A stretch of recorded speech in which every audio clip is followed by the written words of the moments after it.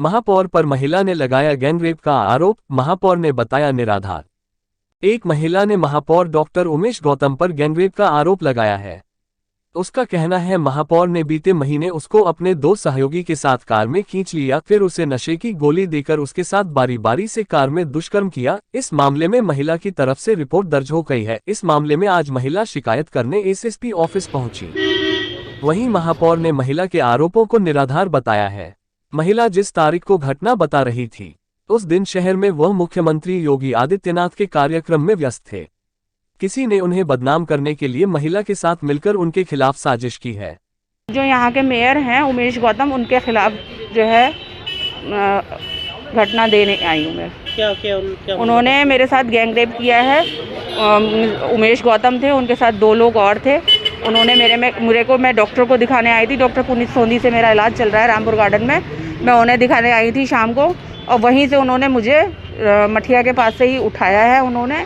और उठाने के बाद मुझे नशीली दवाई देने के बाद जब मैं बेहोश हो गई तो उन लोगों ने मेरे साथ गैंगरेप किया। और उसके बाद मुझे इनकम टैक्स वाली सामने गली थी, वहाँ पे फेंक गए। रात को 1-1:30 बजे करीब मुझे होश आया। मैं पूरे टाइम वहीं पड़ी रही ऐसे ही बेहोश। जब मुझे हल्का सा होश आया तो मैं बाहर जाकर मैंने किसी से मदद लेकर फ़ोन करवाया 112 पर। 112 पर पुलिस आई और मुझे उठाकर ले गई। उन्होंने वहाँ FIR मतलब मुकदमा लिखवाया उन्होंने, और मेरा मेडिकल वगैरह कराया।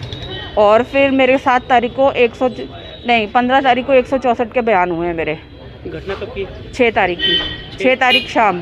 22-23 कब की? ये अभी जनवरी 23। हाँ जी। क्या कोई पुराना मामला है? जी हाँ, पुराना मामला है। ये शुरू से ही जो है मेरे पीछे क्या, उनके घर में काम करने वाली जितनी भी महिलाएं होती हैं उनके साथ वो ये घटना मतलब जो है टॉर्चर करते रहते हैं, मॉलेस्ट करते रहते हैं वो उन्हें। आज SSP ऑफिस आई हो, किससे शिकायत की है? अभी मैंने SSP ऑफिस में एप्लीकेशन दी है, देखते हैं क्या होता है। क्या चाहती है? मैं चाहती हूँ कि न्याय हो और उन्हें सज़ा मिले, बस मैं यही चाहती हूँ। और अगर ऐसा नहीं हुआ तो मैं यहाँ आप सबके सामने जो है आत्मदाह कर लूँगी, क्योंकि मेरे साथ बहुत बड़ी घटना हुई है। कोई पुलिस की कार्रवाई नहीं हुई है। माननीय योगी जी को भी मैंने बताया, मतलब एप्लीकेशन दी थी, और प्रधानमंत्री जी को भी मैंने एप्लीकेशन दी है। सबको लिख के भेजा है, सारे सबूत मेडिकल्स के साथ जो पुराने थे उनके साथ में। लेकिन उन्होंने यहाँ की जो पुलिस है उन्होंने केवल पेपर वर्क किया है और ये कहा है कि हमारे पास कोई सबूत नहीं है, कुछ नहीं है, जबकि कोई भी इन्वेस्टिगेशन उन्होंने की नहीं। आज तक की डेट में उन्होंने कोई भी इन्वेस्टिगेशन नहीं की है। मेरा पूरा घर, मैं सब इतने डरे में, मैं अपने घर में भी नहीं रहती हूँ, घर छोड़ के दूसरी जगह छुप कर रह रही हूँ। अगर मेरा एसिड वाला आप चेहरा देख लेंगे, जला हुआ फेस, तो आप कहेंगे कि हाँ कितना मेरे को टॉर्चर किया है। उन्होंने कहा था कि एक बार तो मैं तेरे को छोड़ूंगा नहीं, एक बार तो मैं तेरे साथ ज़रूर सोऊंगा, ऐसे करके बोलते हैं वो, तेरा गंदा। काफ़ी गंभीर आरोप लगाए हैं, मामला क्या है और उस महिला को क्या आप जानते हैं या नहीं?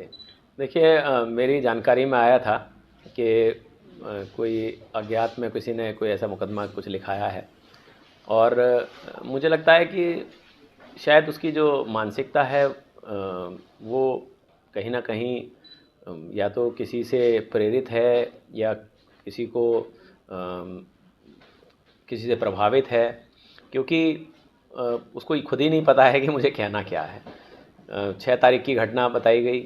उस घटना में जहां पुलिस को और सभी मुख्यालय पे कॉल करके और FIR रजिस्टर हुई। अभी आज मुझे पता लगा आप ही लोगों के माध्यम से कि अब उसको 7 तारीख दिखाया गया है। उस दिन तो हमारे यशस्वी मुख्यमंत्री जी यहाँ शहर में मौजूद थे, और 6 तारीख को भी जहाँ की घटना दिखाई गई वहाँ पूरे CCTV मौजूद हैं, सबकी रिकॉर्डिंग है।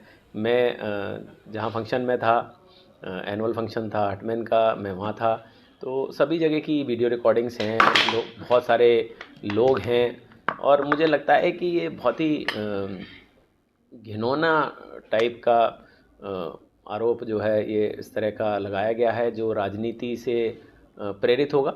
और निश्चित रूप से पुलिस आपको बदनाम करने की साजिश है? निश्चित रूप से पूरा बरेली का पूरा जितने लोग मुझे जानते हैं वो इस तरह का कृत्य तो छोड़ दीजिए, सपने में भी इस तरह की बात नहीं हो सकती। तो सभी लोग इस बात को जानते हैं। तो ये ज़रूर पुलिस इसकी जांच कर रही है कि कौन लोग इसके पीछे हैं, उनका पता लगाना ज़्यादा ज़रूरी है, क्योंकि जब मैंने अतिक्रमण अभियान चलाए तो हमारे पास आईएसआई से लेकर शायद ही कोई ऐसा दल बचा था जिसने हमें जान से मारने की और तमाम धमकियां ना दी हों। तो कहीं ना कहीं लोग आहत तो होते ही हैं जब आप काम करते हैं, और तो किसी तरह के आरोप प्रत्यारोप ये लोग लगाते रहते हैं। मैंने भी कई लोगों के ऊपर एफआईआर कराई थी जो धमकी दे रहे थे, तो उसी कारण सुरक्षा भी मिली। और मेरे साथ इतने सारे कर्मी भी रहते हैं, कहीं इस तरह की किसी भी बात का मैं तो पुरजोर खंडन भी करता हूं, और ऐसे आरोप लगाने वालों का आपसे ये आग्रह भी करता हूं कि उनका पता भी लगाएं कि कौन लोग ऐसे हैं जो इसके पीछे हैं। पुलिस भी अपना काम कर रही है, पर ये झूठ और महाझूठ की संख्या में से दूंगा। क्या आप कभी नौकर भी करती थी कि आप नौकर? जी कभी नहीं, ना ही कोई ऐसा मुझे लगता है कि हमने पूरा अपना सैलरी शीट दिखाया है। कभी इस तरह की कोई लड़की ने हमारे यहाँ कोई नौकरी नहीं की है। बीजेपी कद्दावर नेता पर आरोप लगा है, क्या है पूरा मामला सर, किस तरह के निर्देश हैं? देखिए, थाना कोतवाली में 7 दिसंबर 2022 को एक 376D आईपीसी की धारा में मुकदमा पंजीकृत किया गया था, और इसमें पीड़िता का मेडिकल वगैरह जो भी कार्रवाई होती है वो करवाई गई है, और तथ्यों के आधार पर इसमें अग्रिम कार्रवाई करवाई जाएगी। क्या निकल के आया अभी तक की जांच में? उसने एक नेता पे बड़े नाम अभी लिया तक की जांच में इसमें जो आरोप लगाए हैं उनकी पुष्टि नहीं हो रही है। फिर भी अगर नए तथ्य सामने आते हैं और जो भी रिपोर्ट्स वगैरह सामने आती है उनके आधार पर कार्रवाई की जाएगी।